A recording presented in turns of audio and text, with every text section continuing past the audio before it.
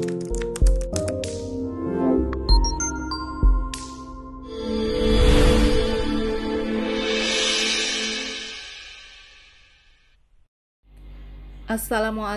warahmatullahi wabarakatuh. Apa kabar teman-teman semua? Semoga Anda dalam keadaan sehat dan tetap semangat. Topik kita di minggu ini di kelas penyusunan kerangka kerjasama internasional adalah memahami legalisasi dalam kerjasama internasional. Legalisasi merupakan konsep yang relatif baru untuk dijadikan alat analisis untuk memahami dinamika politik internasional. Munculnya legalisasi dilatar belakangi oleh semakin kuatnya institusi kerjasama internasional yang menggunakan kesepakatan atau agreement dalam bentuk aturan hukum sebagai aturan main dalam hubungan antar negara. Salah satu contoh institusi internasional yang menggunakan kerangka hukum yang ketat dalam mengatur hubungan antar negara anggotanya adalah Uni Eropa. Teman-teman mungkin masih mengingat di minggu lalu kita sudah mendiskusikan bentuk-bentuk kerjasama internasional. Jika teman-teman masih mengingat, ada dua kutub ekstrim. Di kutub yang paling atas adalah kutub anarki. Kutub anarki adalah sebuah kondisi tidak adanya kerjasama, dan di kutub yang paling bawah ada world government atau pemerintah dunia. Ini adalah bentuk kerjasama yang paling ideal.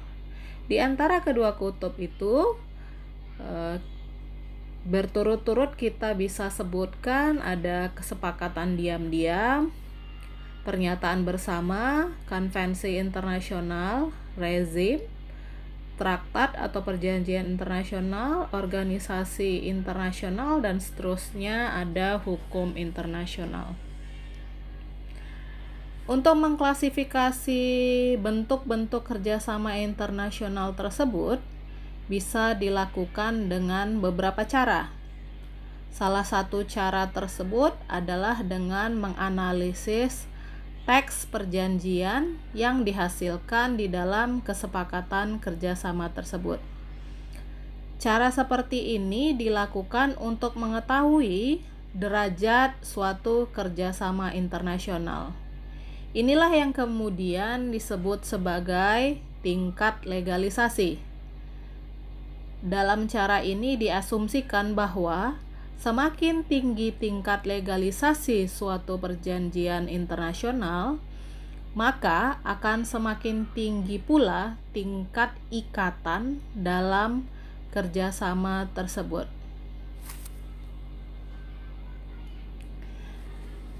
Legalisasi dapat kita definisikan sebagai suatu kondisi dalam kerjasama internasional yang memiliki 3 unsur, yaitu unsur obligasi atau kewajiban, unsur precision atau presisi atau ketepatan, serta unsur delegation atau delegasi. Obligasi atau kewajiban berarti bahwa negara atau aktor internasional lainnya terikat oleh satu atau serangkaian aturan main atau komitmen, sehingga tindakan dari negara atau aktor internasional tersebut akan di bawah pengawasan aturan main yang berlaku. Prosedur dan wacana hukum internasional atau domestik yang telah meratifikasi kesepakatan internasional tersebut. Bila suatu perjanjian internasional menyatakan bahwa semua pihak harus terikat dengan perjanjian tersebut tanpa syarat, maka dapat kita katakan bahwa tingkat kewajiban atau obligasi perjanjian tersebut tinggi. Ini indikator kita mengatakan bahwa derajat obligasi sebuah perjanjian internasional ada di derajat yang tinggi. Yang kedua, precision atau presisi atau ketepatan berarti bahwa aturan main tersebut mendefinisikan secara tepat tindakan apa yang harus dilakukan. Ketepatan sangat penting dalam perjanjian internasional untuk menghindari pihak-pihak yang terikat dalam perjanjian tersebut menafsirkan sendiri aturan main dalam perjanjian tersebut menurut kepentingannya masing-masing. Dengan demikian, apabila suatu perjanjian kerjasama internasional tidak memiliki ketepatan ukuran mana tindakan yang dianggap melanggar atau yang mana yang dianggap mematuhi perjanjian tersebut secara tegas, maka akan memberi peluang bagi setiap pihak untuk mengambil interpretasi yang paling menguntungkan bagi dirinya masing-masing. Aspek yang ketiga adalah aspek delegasi, yang mana artinya adalah keberadaan pihak ketiga yang telah diberi kewenangan untuk mengimplementasikan, menafsirkan, dan menjalankan aturan main, terutama untuk mengatasi konflik serta kemungkinan membuat aturan main yang baru. Dalam beberapa perjanjian internasional, negara sebagai pihak yang terikat dengan perjanjian tersebut menyerahkan sebagian kedaulatannya untuk menentukan tindakan dan pilihan kebijakan negara tersebut kepada organisasi atau lembaga internasional. Proses inilah yang kita sebut sebagai delegasi.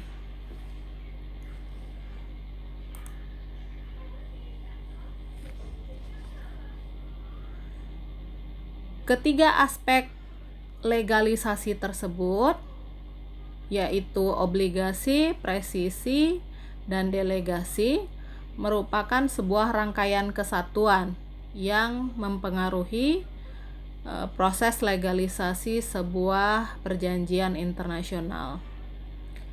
Dimensi legalisasi berkaitan dengan variasi derajat dan gradasi dari ketiga aspek legalisasi tersebut. Pada gambar berikut, dimensi tersebut diurutkan dari bentuk legalisasi yang paling lemah di sisi sebelah kiri hingga pada urutan yang paling kuat di sisi sebelah kanannya. Dapat dikatakan juga bahwa wilayah sebelah kiri merupakan bentuk yang tidak ideal, sementara di sisi sebelah kanan adalah bentuk yang ideal. Lebih jelasnya lagi, kita juga bisa mengatakan bahwa wilayah di sebelah kiri merupakan wilayah yang syarat dengan interaksi aspek politik. Sementara di sisi sebelah kanan merupakan wilayah berinteraksinya aspek hukum. Dengan kata lain, sisi sebelah kiri adalah dimensi di mana aspek politisnya tinggi, dan sisi sebelah kanan adalah wilayah di mana dimensi hukumnya yang lebih tinggi.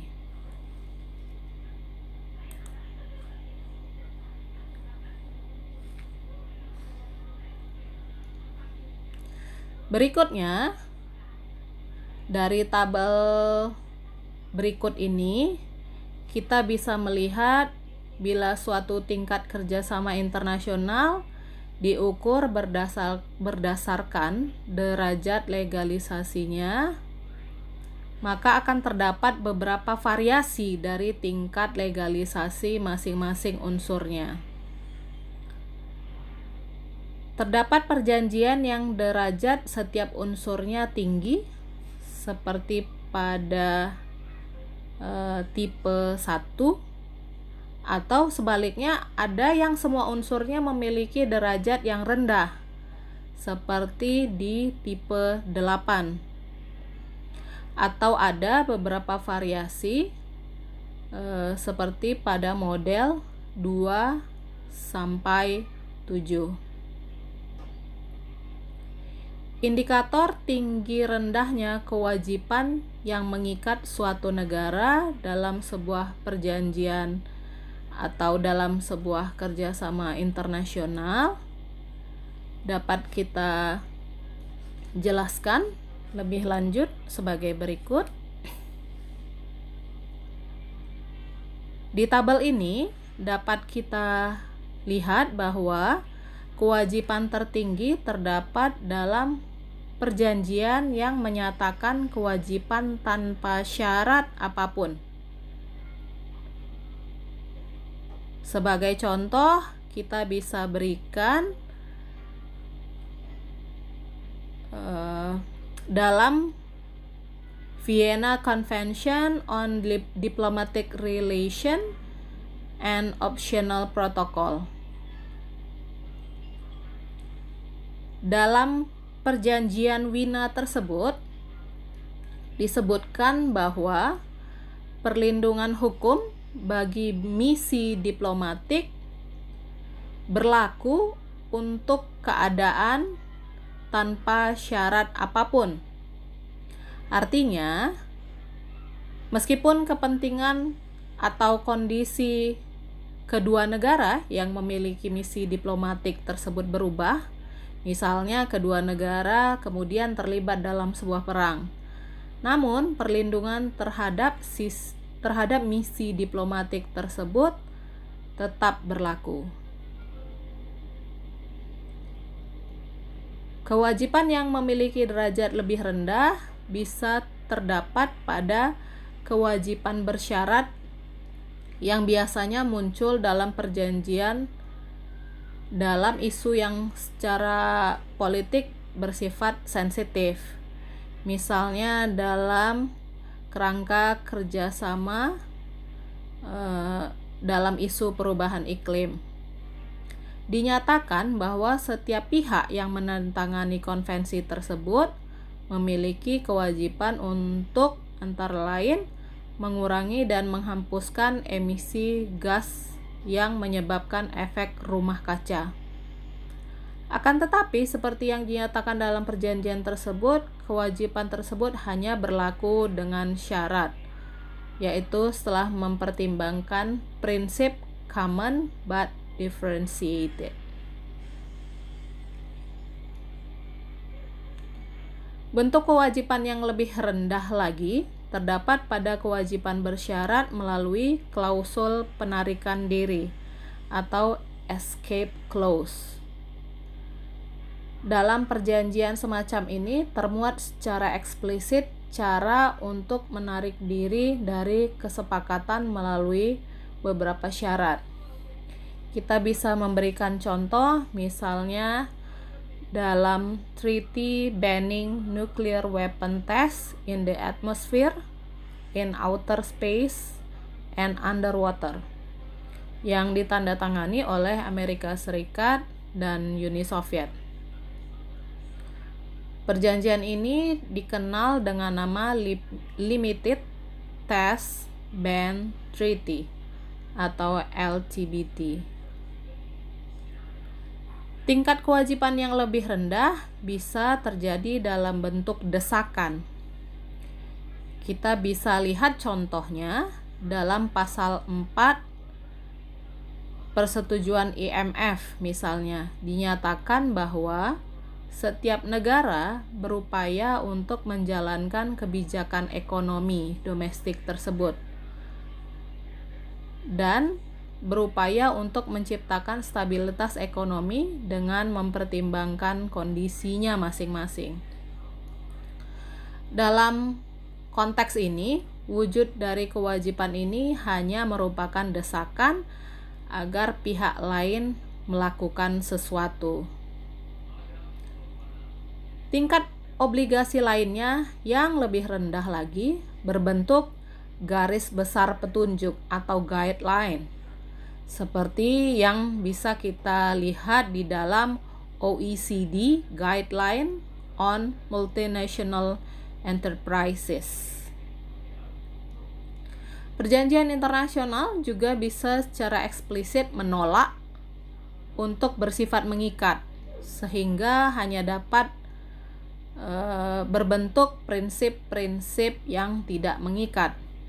Contohnya adalah kesepakatan tidak mengikat yang dibuat oleh APEC tentang prinsip-prinsip investasi di kawasan Asia Pasifik. Semoga teman-teman bisa memahami dimensi yang pertama ini, yaitu dimensi obligasi atau kewajiban. Mari kita lanjutkan ke dimensi yang kedua, yaitu dimensi precision atau presisi atau ketepatan. Suatu aturan main yang tepat atau precise akan secara jelas dan tidak ambigu menyatakan apa yang harus dijalankan oleh suatu negara, sehingga hal ini akan memperkecil ruang lingkup penafsiran dari setiap aktor. Kita bisa ambil contoh pengertian yang penting tentang aturan atau rule. Misalnya, teman-teman pernah melihat atau mendengar tanda dilarang mengendarai dengan kecepatan lebih dari 60 km per jam. Sementara aturan lainnya mengatakan dilarang ngebut. Nah, kalimat yang pertama memiliki tingkat ketepatan dan ukuran yang lebih jelas dan operasional.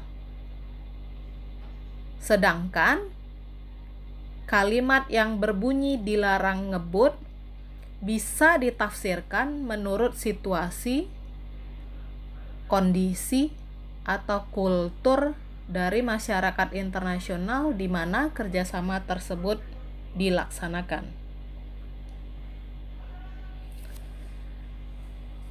Dari slide ini kita bisa melihat bahwa tingkat presisi tertinggi terjadi apabila perjanjian kerjasama internasional menggunakan ukuran-ukuran yang sangat detail dan operasional.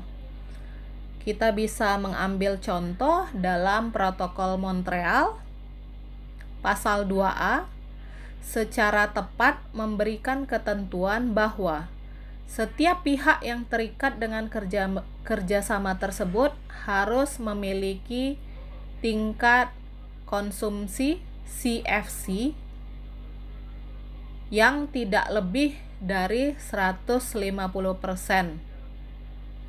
Ketentuan ini jelas dinyatakan berlaku sejak 1 Januari 1993. Untuk memberikan sedikit kelonggaran terhadap interpretasi, misalnya dengan tujuan mengantisipasi perkembangan baru yang tidak dapat diduga saat ini, perjanjian internasional bisa juga mencampurkan antara aturan dan standar.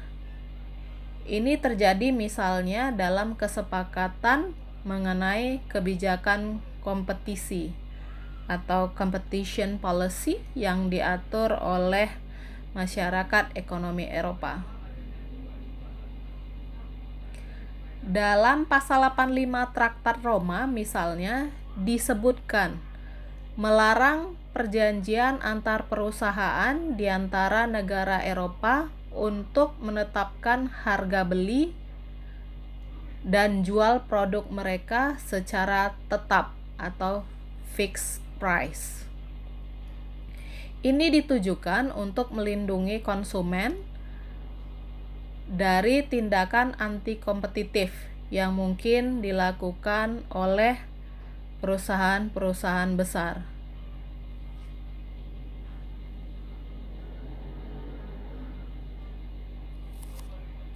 Selanjutnya, tingkat ketepatan yang lebih rendah terjadi apabila dalam kesepakatan tersebut terdapat pengecualian-pengecualian. Misalnya, terdapat dalam ketentuan WTO tentang national treatment, yang di dalamnya dikatakan bahwa semua anggota WTO harus memberikan perlakuan nasional bagi negara lain. Artinya, produk yang diimpor dari negara lain harus mendapatkan perlakuan yang sama dengan produk serupa yang dihasilkan di dalam negeri. Tapi terdapat pengecualian dalam bidang government procedure, subsidi domestik, serta bagi negara-negara berkembang yang ingin menggunakan kebijakan proteksi bagi industri mereka.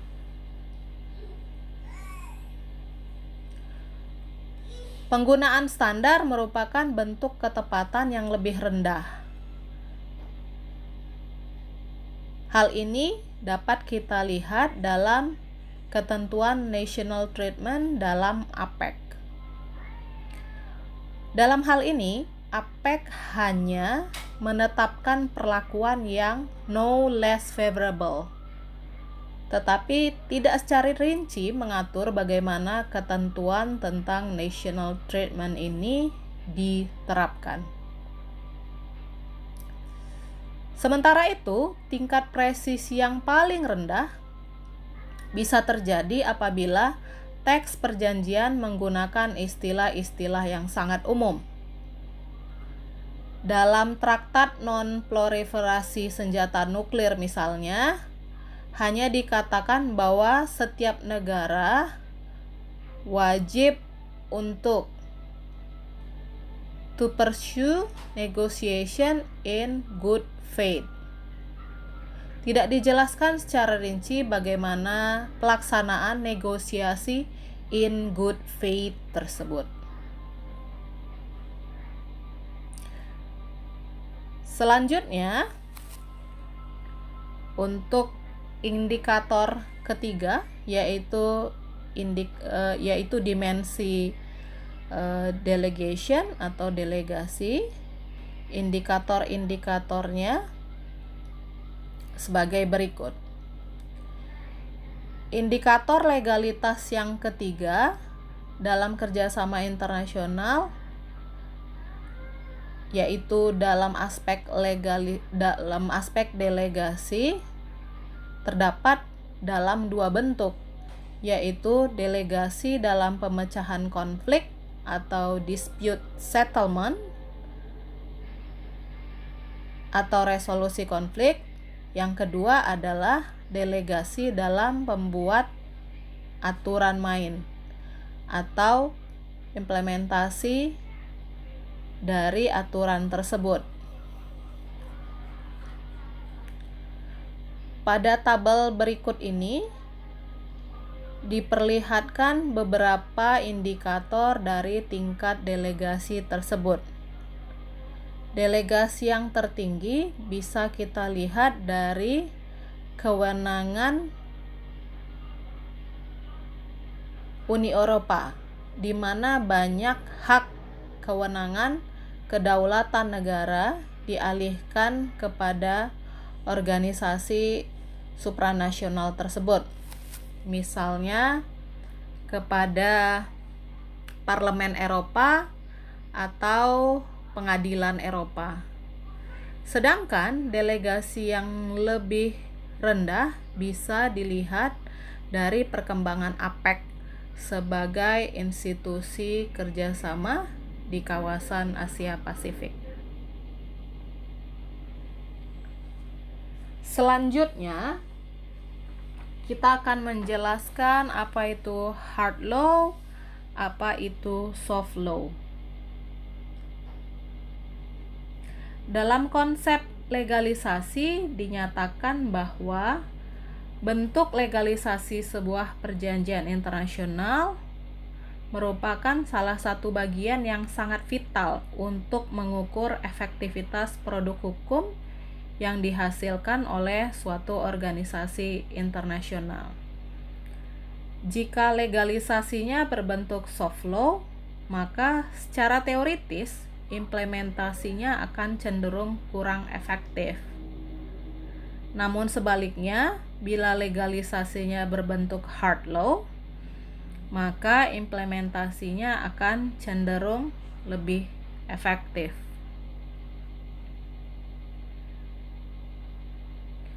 Efektif tidaknya implementasi sebuah perjanjian internasional sangat ditentukan oleh bentuk legalisasi hukum.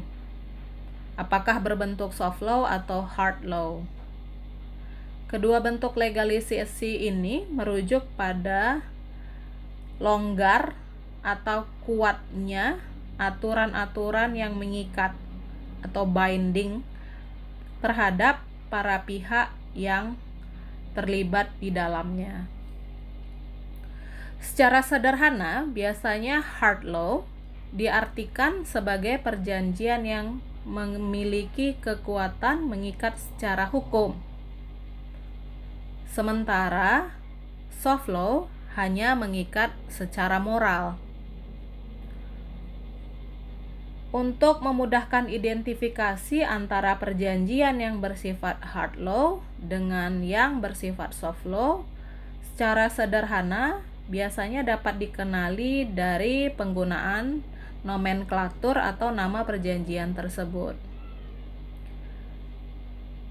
Produk kerjasama internasional yang bersifat hard law umumnya akan menggunakan istilah konvensi, covenant, protokol, treaty. Sementara produk kerjasama internasional yang bersifat soft law menggunakan istilah deklarasi, rekomendasi, atau action of plan atau rencana aksi. Lebih lanjut, kita bisa menjelaskan perbedaan hard law dan soft law. Biasanya di dalam produk yang bersifat hard law, obligasi-obligasinya jelas dan terikat secara hukum. Kemudian menggunakan bahasa-bahasa yang precise atau presisi ukurannya jelas. Kemudian bentuk delegasinya tinggi. Jadi ada kewenangan yang diberikan oleh para pihak atau negara-negara atau pihak-pihak yang terikat dalam perjanjian tersebut kepada pihak ketiga. Dan biasanya kata atau term atau istilah yang digunakan adalah kata shall atau kata are obligated, atau kata lainnya adalah kata must. Sementara di bentuk soft law biasanya yang ada adalah kewajiban-kewajiban yang tidak mengikat secara hukum. Kemudian bahasa-bahasa yang digunakan dengan presisi yang rendah, kalimat-kalimatnya juga ambigu dan mengundang multitafsir. Biasanya juga tidak memberikan kewenangan kepada pihak ketiga. Kemudian bahasa yang digunakan biasanya seperti ini. ada kalimat atau frasa strive to atau effort will be made to the best of their abilities. Bentuk lainnya as condition permit. Nah, biasanya dalam bentuk perjanjian dengan derajat soft law, kita sering menemukan klausul-klausulnya menggunakan kalimat-kalimat tersebut. Selanjutnya, seperti yang telah dijelaskan, produk hard law biasanya berisi aturan-aturan yang mengikat secara hukum terhadap para pihak, kemudian diaplikasikan atau dilaksanakan dalam mekanisme hukum atau dalam mekanisme penyelesaian sengketa, dan biasanya juga diperkuat dengan coercive power dari negara. Sementara produk kerjasama internasional bersifat soft law dalam kesepakatannya biasanya berisi norma-norma, dan norma tersebut sifatnya sangat normatif dan tidak mengikat. Kemudian juga menggunakan bahasa-bahasa yang tidak jelas atau samar.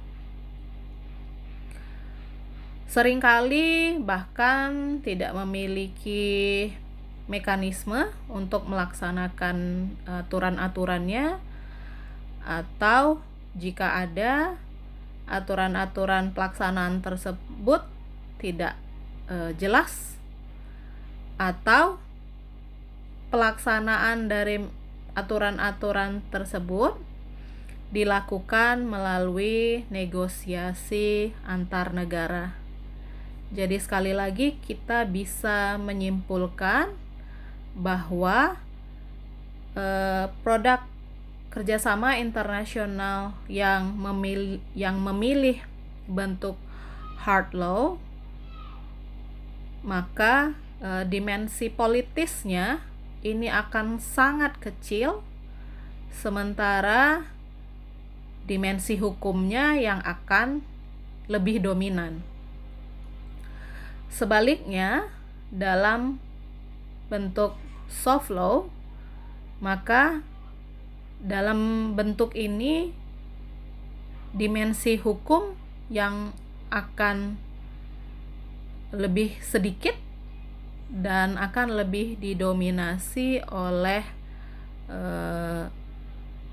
aspek-aspek politis. Hal ini sesungguhnya mencerminkan pilihan rasional dari negara. Negara tentunya memiliki rasionalisasinya sendiri yang didasarkan pada kalkulasi untung ruginya. Mengapa negara memilih sebuah kerjasama internasional dalam bentuk hard law, dan bagaimana rasionalisasi negara memilih bentuk soft law. Demikian teman-teman, semoga bisa difahami penjelasan materi kita di minggu ini. Terima kasih atas segala perhatiannya, dan Ibun sudahi penjelasan Ibun di slide ini. Assalamualaikum warahmatullahi wabarakatuh.